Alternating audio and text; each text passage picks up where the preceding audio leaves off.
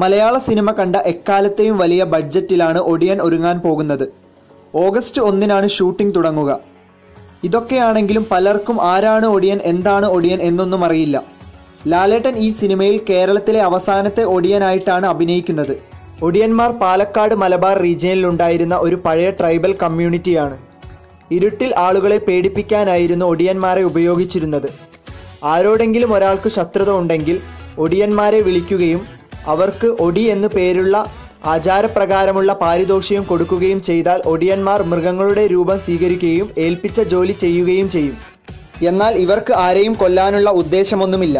പക്ഷേ ഇവരെ ആരെങ്കിലും പ്രകോപിപ്പിച്ചാൽ ഇവർ ആരെയും കൊല്ലാൻ പോലും മടിക്കില്ല.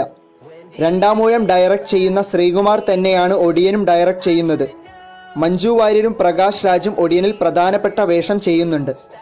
നാഷണൽ അവാർഡ് നേടിയ ഹരികൃഷ്ണനാണ് ഒടിയന്റെ സ്ക്രിപ്റ്റ് റൈറ്റർ. വലിയ പ്രതീക്ഷയാണ് എല്ലാവർക്കും ഒടിയനിലുള്ളത്. കൂടുതൽ സിനിമാ വിശേഷങ്ങൾക്ക് വേണ്ടി ഈ ചാനൽ സബ്സ്ക്രൈബ് ചെയ്യുക.